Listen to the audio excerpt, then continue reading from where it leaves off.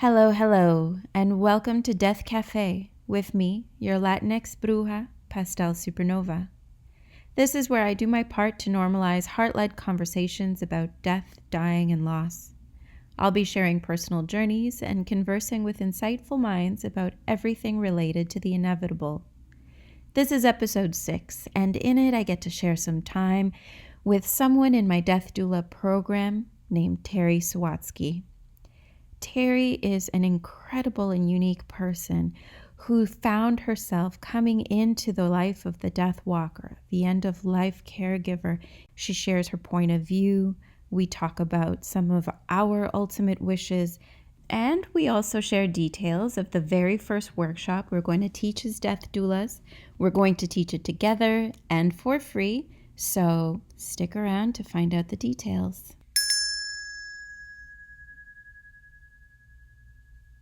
How's it going, Terry? Oh, I'm great this morning. How are you, Pastel? I woke up early, so things are good. Things are good. Now, we start this off by you introducing your wonderful self to the world. Yeah, I'm Terry, and I'm out of Vancouver, BC. Well, actually, Chilliwack. And I'm in the process of becoming an end-of-life doula. Mm-hmm. What brought you here? What how did we get to be in the same class? Magic? You know I love that answer. Yeah. Was it something you were thinking about for a while? It really was something I was thinking about for a while, as I tended to be the person asked to sit visual with people. And then through my experiences, I wanted to help people to have a more inviting death with their families, and be able to serve the people better. So I decided that I would look into it and be able to create a place where people can have a beautiful, safe death with their family. That's what inspired me. That's pretty wonderful. So other people made you do it. Yeah, they inspired me on their dying beds. It's just such a magical time. And when things are left unsaid, or the person is left without choices, that's where doula really can bring in the family together, and also the person who's going through their transition. Yeah, absolutely. Make a grand entrance and make a grand exit. Exactly. I mean, I guess if you're flamboyant, if you're quiet, it could be just the way you want. I think that's the whole point. Yeah, and that's death doulas do, and they can be the voice for you. So that's pretty amazing to be able to be the gift to the person, to have this, to know what they want and be able to create that. Did you have like a specific type of upbringing that made others gravitate to you when they needed that kind of presence? Clearly, if people were asking you to do it, it's got to be in the way you carry yourself and how you speak. Was it something that you were raised in differently, or did it feel No, like this was just happening? no, definitely I grew up with a strict, and death was untalked about. Death was like, okay, they're gone, just move forward. That's it. No time to grieve, no time to really acknowledge that person has died. And so that was really like, death to me was really scary and really, really not talked about. And then after experiencing the death of my brother and a very close friend and the few people that I was with, um, I just learned that this isn't the way it's supposed to be. That we're supposed to, we never got to speak, never got to share my brother's wishes or anything like that. It was just a closed door. As soon as he was dead, Dad said, "Okay, everybody go home. See you later." Like there was, Oh, it was wow. like, what? This is not the way it should be. And after, it just really got me thinking, like all the things I would have loved. Well, first of all, we were all in denial about death. Every single person that assisted was all in denial about death. We don't want to talk about this. It's nothing you talk about. There's always just left it at hope they're going to get better. This isn't happening. And then the reality hits, and all of a sudden they're dead, and you never did anything to create a life to share with them before they died. And so the people left behind are like, oh my God, I wish I would have done this. I wish I would have said that. I wish we would have talked about death. I wish we would have shared what we were feeling and started the grief together. And all those things left unsaid, all those things that could have been made so wonderfully, once the person died, you don't even know where their things are, how to celebrate this, what would that person want. So it was really an eye opener for me to be able to be the voice for somebody who can't speak and be able to create that connection with the family, to be able to get the family to talk about it. Which so this is really was my big intention behind that. So, how old were you when your brother died?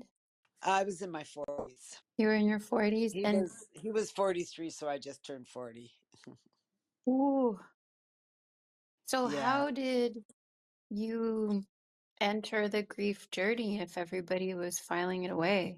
It was really difficult. Like he died at home. The one thing at least I did get is when he was dying, I got everybody to talk to him and tell them what they felt. It just came to me. I said, I want everybody around his bed and tell them exactly what they felt and that they would be okay without him. And then he passed as soon as the last person spoke. So that at least I got to share. That was the Wow. one thing that was so beautiful. So um, for the grieving, I was just lost. I didn't know how to grieve. I just went back home to Quebec. I was in BC. My dad just kind of shipped us off right away. Like, yeah, after the funeral, we all just went home and got on with our lives. But I was tormented inside, and I didn't know how to grieve, and I didn't even, I was taught you just put it away, and then get over it. It's like, yeah, so it was quite a time for me to, get over it and quote unquote get over it. Yeah, you never get over it. You just learn how to carry them in your hearts and love them and talk to them and enjoy the memories. So, did someone, who loved you very much say, hey, you got to express this? Like, how did you get from that to now really understanding, oh, people need this and I can offer this? Like, how did you go from one things to the other? Well, at the time I wasn't I definitely, I used alcohol for the first bit. And then Yeah. that was like, okay, this doesn't resolve anything. And I don't know, I just did a lot of soul searching myself. And I learned the art of meditation and just did a lot of soul Mm. searching because for me, I know that the end, for my beliefs, that it's not the end. And I grieve by just talking with him and knowing that he could hear me. I couldn't see him or hear him, but I knew that he could hear me and I knew that he was close to me. We were really close. And Yeah. so I just basically, you know, kept him in my life. Still talk to him. It's been a long time now. It's been 20 something years, but I still talk to him. And his memories are still bright in my heart. And, be sure fun if I could talk to him in person. But yeah, Mm. it was. Yeah. It took a long time, and actually, it wasn't until I decided to become a death doula that I really learned about grieving and how to grieve. So all this filed away grief has been coming up, and the Ah. understanding that you don't have to get over it was such a relief for me. I was just like, wow, all my life is just sort of like you just got to put this in a box and you have to get over it and you move forward. And through this learning this part has been so amazing to just know that I don't have to get over it. So I can actually go back into that grief now and feel it and make more amends, like allow it to flow and not have it locked away. So it's a really great feeling to be able to even re-dive back into that grief and bring it up and know you can walk with it. It's just amazing. It's really helped me a lot. That's huge. Were you scared of going back in and feeling it? I know a lot of people when they're feeling overwhelmed with, well, with any emotion, but especially with grief and pain, they feel like they won't be able to handle it, which is why they put it away. Were you? Yeah, it is scary to open up and get into those emotions, and those feelings and really dive into them and allow your body to feel what those sensations are. Yeah, it's scary.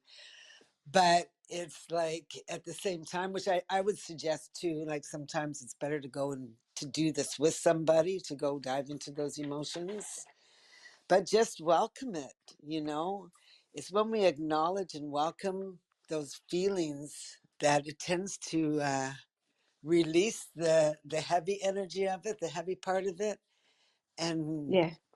brings in a more it just releases it through the body. It's such a good feeling to be able to go in there, even if it's scary, and just acknowledging that it's there and talking to that grief and getting into it. And because a lot of grief that comes is, when we lose somebody close to us, is all those what ifs. What if I would have done that? Or how come, I should have, or I could have. So on top of losing the person, you'll come up with all the things that, you thought maybe you should have done and could have done or would have done.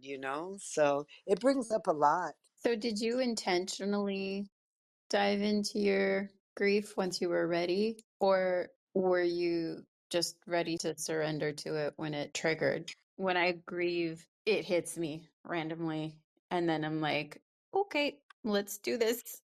And then I allow it to come in and work its magic. Were you able to just say, okay, I have the afternoon.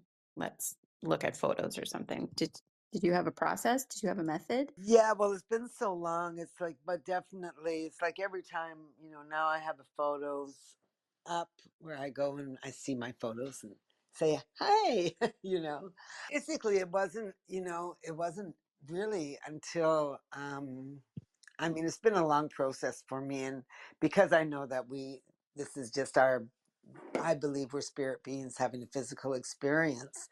That part, Mhm. it makes it easier with those beliefs, but it doesn't make it easier when you can't see and touch them. You just that's more difficult. But I would say that really it's not until I really started to look into and start studying about being a death doula that I really got into my grief. It's like I was like, wow, I wish I would have done this years ago. But it's yeah, Mhm. so it's really just pretty recent to go through that grief and realize that you can keep that locked up for years. Yep. Grief waits for you. Grief is patient. Yeah, yeah, it really is. I always try to create a character for it because it helps me understand, its complexity. And it's kind of like my ideal ballet teacher. It's because I grew up doing ballet. So grief shows up and it's like, you got to do this and you got to do it again and repeat and again. And it sometimes feels like, oh my God, just leave me alone. But then also, there's a reason for the process and it helps. And it's just like a really tough coach, but the coach never leaves you. Grief never leaves you. It's there with you, seeing you through this thing. It's not doing it to you. Yeah, I like how you give it a character to go right into it when you have that character. Kind of separates yourself from the grief so you can look at it and observe it, Hmm. and that's a nice way to be able to go through to and make it playful. When stuff is really hard for me, I immediately go to my child self and how I would speak to it. And so cartoons and, mythical characters always come up because they're easier for me to accept. Right, yeah. Yeah, so I always, that's why in class I do a lot of like cartoons or little storybooks for kids because I'm really just talking to myself in that way, and that's the way I'll be able to accept it initially and Yeah. take it in and just be like, oh, okay, what's happening? Yeah. And I love your cartoons. I think they're amazing. Oh, thanks. Yeah. Do you have any advice for anybody who is afraid of diving into the grief? Like, have you had to give advice to any of your friends who you've sat vigil with? Well, I guess the one thing that I would advise everybody is to learn to know that they don't have to get over it. That grief is a normal experience of life, and to learn how to walk with it.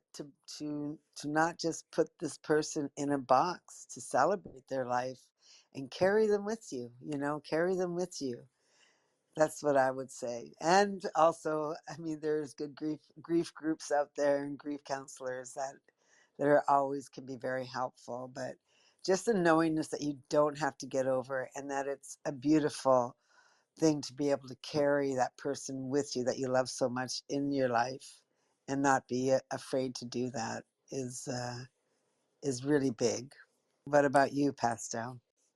I want to say that if it scares you, it's because you need to do it. If there's anything that our body tells us is yes and no, and fear and excitement dance together on this very fine line, and you're facing it because you're prepared for it. You have what you need. You really do. And perhaps part of the fear is really just a need to trust yourself that you can handle what you will face once you enter. But if you're feeling fear, that's really like an invitation to do the shadow work. I'm a big, big fan of shadow work. When it's presented and someone really acknowledges it for what it is, then that means it's time to step into the forest. Yeah. I I really like how you said that fear and excitement, like anxiety and excitement, are actually feel the same. It's like Mhm. you have to follow the difference. But yeah, fear is the false energy appearing real. So it's like once you realize that that fear is just guiding you to dive into your emotions. Yeah. I would just wanted to backtrack a little because we mentioned sitting vigil, but maybe there are people who don't know what that means. So, Terry, could you explain that? In my experience, sitting Yeah. with just because I was close to the people that I sat with, you're basically just holding space for everybody in that room and the person that's dying. What does that look like? Well, um, I know that there's a more defined form of talking about it, but it's like just when you're sitting with somebody who's dying, you're just making sure that you can check to see, notice how they're feeling, or if they need any ice chips on their lips. If the person had requested any kind of music, you want to make sure that the music is playing, that the room, I know that just creating a beautiful ambience. When I was with my aunt who passed, the family was too afraid to go and sit with her. They couldn't accept her death. And just before she died, she got up. I don't know if you'd consider this sitting vigil, but I stayed at the hospital for 10 days. It seemed like a minute, but Wow. I was there for 10 days, just sitting with her, reading stories, and just being there. And when she would wake up, I would talk with her. And then on the last day, she just was full of energy. And I said, okay, I got the nurses. I said, I want to take her outside. So we filled up the wheelchair with a bunch of pillows and we put her in there. And I took her outside and I went, oh my goodness, I'm going to get her to phone everybody she loves. So I started by phoning her two Mm. daughters and her brother. Like she got to talk to all the people she loved. And as soon as that was done, I took her back into her room. She said, "I'm done," and she died. It was amazing. Yeah. Yeah, it was so special. I was just felt so blessed to be able to be there with her and just hold space, just being there, sending the love and letting them know that they're safe and that they're okay, and talking with them if they want to talk. Yeah, it was a beautiful, beautiful, beautiful experience. You're really giving me magical spider vibes. I see you weaving this connection and reminding them that they have agency when they're Mm-hmm. even if, even if people are trying to run, you're like, "Yep, you're going to talk to them anyway. This is going to Yeah, be good for you." yeah, yeah, exactly. Yeah. Well, they were all very grateful. I mean, my cousins regret that they couldn't be there, but I told them it's okay. Not everybody can handle this. I was there, you know, and I felt so blessed to be able to be there for my Aunt Jessie. She's such a beautiful soul. Yeah. What a gift. You're a Hmm. gift. Thank you. So are you, Pastel. I have yet to sit vigil. I have yet to put any of this in practice. I've held space for people, but not officially, not like this, not in this scenario. And so it feels like my heart is growing, like at the end of the Grinch movie, where the heart just Yeah. grows two sizes and it kind of has to break through its shell to be able to do more and pump harder. Hmm. Well, yeah, because I had another experience with a friend, and it was literally a hospital nightmare between the family and then his own family. We managed to get his son to fly in. I don't know exactly the situation, but I didn't even know that he was being drugged like that. And I left New York to come to Montreal to be with him, thinking that he was. I talked to him a few days before, and he said, "Oh, I'll be out of the hospital in a couple of weeks," but energetically I knew that wasn't true. So then I called his brother, and his brother said, "No, he's really really sick, he won't be leaving." So I went there, and he was pretty comatose. I was in Oh. shock. I was just like, "What's going on?" I just talked to him, and so I put my arms around him and I started singing in his ear the song that we used to sing together. We traveled a lot together, and he just sat up, put his arms around me, and put his legs off the bed, and was like, I know he was telling me to get him out of there. He's like, "Get me out of here," you know? I couldn't do Mm-hmm. that. I didn't even know that they were drugging him. I didn't even know if he gave them permission. It was like the family kind of just chose for him. And then they wouldn't Yeah. let any of his friends or anybody come in. It was so sad. And so I was the only one that was allowed. So I just I got people to write letters, all his friends to write letters. So I read him every letter that his friends wrote. Mm. And if I would have gone a couple of days before, I would have known the severity of the situation, and I would have taken him to my farm and said, "You're dying here. That's it. Like, you don't need a hospital." And but we did manage to get the son and the grandmother out from BC before he died, like hours before he died. So it was an intense journey. So that's why I just believe it's so important to get a voice to help you. Don't be, people are afraid. First, we're afraid to get a diagnosis, and we're afraid of the diagnosis. So we keep it all inside and quiet until it's too late. And then you don't have a voice, and you miss out, and the people that love you miss out. So it's just really important to have somebody to be a voice when we come to this part of our life. Just wanted to express that. Well, it's so important, which I'm excited to talk more about this a little later in our conversation. But for those of you listening, Terry and I are preparing a special workshop so that you can get your wishes in order so things like this don't happen, so that you've got someone advocating for you in the way that you want, and you can make these decisions now so that should they show up, should it come that you aren't able to speak for yourself, you don't feel trapped because transitioning there's enough going on in the process alone. I'm excited to talk about that in the future, in the near future. Yeah. I'm wondering then, did No. that motivate you to make plans for Yes. yourself? Oh yes, and that's it.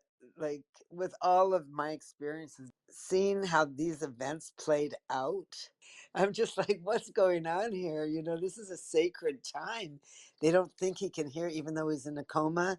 It was just, yeah, that was my biggest inspiration. That one was like this. I want people to be able to have. We deserve to have a beautiful death, whether it's with just one person or with the group, you know. So do you have an ideal death scenario for yourself? Um, well, I definitely would like a gathering, nothing too big. Definitely, I would love to create a legacy before things that I want to share. I don't know, haven't really fully thought about, but I'm working on it right now. What I would want. Yeah, same. Definitely a celebration of life. I want them to celebrate and let them know I'm not gone. You just can't see me. Yeah. Yeah, it's really a celebration and gratitude to have shared this life with all the beautiful people that I know. Would you want to have the celebration of life before you go, or do you want them to have it after so you can show up in spirit form and Yeah, dance it I out? think it would depend on the circumstances. Definitely, if I was got terminally ill, I would definitely want it before. you know, with everybody. I want to celebrate with them. I want to, l- be able to tell as many people I can how much I love them and how special they were to me. And if Mm. it was like something that was out of my control, then after, because I won't be there. So, Yeah. yeah. Do you know what you'd like to do with your precious buddy after? Yeah, this has been a big one throughout my life. I was never excited about a coffin burial, that's for sure. That's And I was thinking about cremation for a while, but now I understand there's so many other opportunities, and I really like the green burial of being buried and having a tree. Being, my body came from the earth, so I may as well give back to the earth. It's less polluting. It rejuvenates the soil. So that's the avenue I'm looking at right now. I would like a green burial. I think, yeah, because cremation now it's so polluting for our environment. Yeah, I only learned that in this class. I had never Yeah, considered it. yeah, me either. It's true. So I just learned that. I thought about It, aquamation too, but I haven't looked too much into it, and I don't know if it's very ecological or not. So right now, until I do further research, I'm going for green burial. What about you? I was thinking green burial. I want to leave no trace. Like if I haven't left my mark by the time I die, then, you know, just we may as well leave it that way. Really don't want to be in a box. It never made sense to me. I have a very special respect for water. In my dreams, one of my main superpowers is that I can breathe underwater. And I have these sea creatures that have been with me throughout my whole life in my Wow. whole dreamscape. Like I have an octopus and a mermaid that have been with me for years, and I have this whole other existence in my sleepscape. It calls to me, and I Yeah. saw that there you can be turned into, I forget, they have a special name for it, but it looks like a clay pot, and they turn, like they compress your ashes into this pot with holes, and then they put it in the ocean, and coral starts growing off of you so you could turn into a little Oh my coral reef and goodness. create more life. Wow. And where is it? And How do you do that? I saw something about it, I think it was like a week ago, and it was so interesting to me. And I just thought, this is a cool way of connecting with the water. And I like the idea Mhm. of little fishies being around me. And I love plants. So it's, yeah, it's either I feed the plants in the ocean or I feed the plants in the ground. But is that through acclimation or is that through cremation? How do they make the pot? I think it's with your ashes.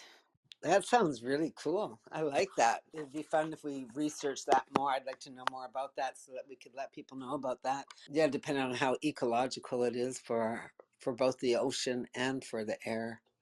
Because I love the idea. I was just like, throw me over a boat into the ocean, a pirate's burial. Go feed the fish. Why not? Yeah. But I don't know if that's legal. I think there is some places you can do that, but I don't know. I think It doesn't sound like a Canadian thing. no, it's definitely not a Canadian thing. I'm still like you. I'm still considering the options and learning more and more options. The more, of course, the more I dive into it, the more things are popping up or coming my way. But this one so far is my favorite. But I also think about donating my organs. I guess it just depends on how I go. Let's see what the options offer. Yeah. Yeah, it's nice to have an idea though, to start making plans for it. We always wait to the last minute and sometimes it's too late to know what to do. So it's good to think about what we want to do with our bodies and how we want to give them back. Hmm. I know it doesn't really matter to a lot of people, but even that is good to acknowledge. Yeah. I think it's important for us to create more ease around our death for the people that are taking care of us. Yeah. Would be more the Yeah, thing yeah. for me. And generally, I think people respect people's wishes. But that's why when families argue, it's this: if you have your wishes written down, then there's no questions asked. It's just Yeah. honored. Done deal. Yeah, I guess this is a great time to just talk about the workshop. yeah, We're sounds going great. to be teaching how to prepare all of your wishes in one folio, and it's called the All Ready to Go plan or All Ready to Go binder. It's a really practical, concise, and easy to use planner for your last wishes, how you go out, how you want to be celebrated, and where your belongings are going and who gets to speak for you. You get to choose all of these things. Carrie, what's your favorite part of the All Ready to Go binder? Oh, my favorite part is I've made separate sections in there, envelopes with pictures of each of my kids, where I've written on the back what that picture meant to me and how special they were. And then in each envelope, there's a letter for each child. And I really like that part. And just all the directives that are given there makes it so easy for the family so don't have to worry about putting all these things together, and that the family just after you die, they just can go in that book and everything is sorted out from from A to Z. So it's very, very special, this ready to go binder. The beauty of making this binder is that it gives you time to think about it and you can put something down. You can create a will, just like a will, you check it over time, and if you want to amend it, you do that with all of these other aspects that are really vital to making your survivors' lives easier once you go. Like it's the logistic paperwork so that they can focus on the grieving and not file it away like so many of us do. It's a really special way to start getting into the comfortness of death, to really being able to speak about it. You can do this with a family together, which is really fun. It sounds funny to say fun, but you're right. You're right. My mom Yeah. constantly talked about how she wanted to go. Constantly. Oh, yeah. Yeah. Well, her parents died when she was in her early 30s. So she went through that before she had her kids. Like we didn't meet them. Would say like when it's time, like I want to do this, I want to be that way. She just thought about it. She was constantly processing. I guess she was constantly walking with grief. Now that I think about it, that's probably when it was coming up. And so she would just talk. She held nothing back. For better or worse, my mother held nothing back. So when That's it was time great. to go, she was like, I just want to go. I want to be done. She was very lucky to be able to die exactly how she wanted, which was unexpected. See you later. I'm out. And all of her papers were in order. Yeah, that's amazing. That makes it just so the transition so much easier. And like you said, it gives you just way more time that you can just go right into the grieving without having to flop around with all these that paperwork that can be so overwhelming. Is there anything you have planned for when we're certified? Yeah, I want to start being a service to people, helping families to I'm going to be doing some volunteer work with hospice eventually, Yeah. and and I'd like to do also some workshops like what we're going to do for the Ready to Go binder in my area. And then eventually, yeah, I'd love to work with some families to help them ease into if they have a terminally ill, somebody terminally ill in their family and they need to talk and they need some advice and need some guidance to get them through how to get everything organized and how to navigate their doctor's visits and things like that. Yeah, that's my passion. So I plan to go into this fully eventually. I see it. I mean, you're already pulled into it. People want you there, so that's pretty Yeah. beautiful. Yeah. Do you have Yeah. any specific types of clients you see yourself really connecting with? I don't think I have anything specific. I really want to be aware of people that are alone in the hospitals that don't have any family. Yeah. Just to get, just to be able to talk with them, to help them, even maybe find some connections for them because the nurses and doctors don't have the time to be able to do that. So people like that, people that are alone to go through this, I think I would definitely be open to being a service for them and trying to make help them make amends with their life and to make a beautiful transition. But I'm pretty Mm. open to whoever comes my way. I have a question that I like to ask everyone. Do you have any last words for any particular person or even a moment in your own past, if you were able to time jump and say it now so that the ears of the past receive them? Are you saying to somebody that has passed on or somebody that would, what I would say? Either to somebody who has passed on, or if there's a moment in your past, you know how we Right. evolve and we change. So do you have any Mm. words for like a version of past you as well? I think I would just say thank you. Thank you for being in my life and thank you for sharing your life with me. And that you're so special. I think just the gratitude of every person that comes into our lives is so special. So I just want to acknowledge that and acknowledge them for how special they were in my life. Could you please share your brother and your aunt's name since you mentioned them? Yeah, it was Ricky was my brother and Aunt Jessie. Ricky and Aunt Jessie, we're sending you love. I'm getting goosebumps. Thanks for talking with me, Terry. Thank you for inviting me, Pastel. Looking forward to joining you again. Yeah, me too. I'm excited to teach this workshop.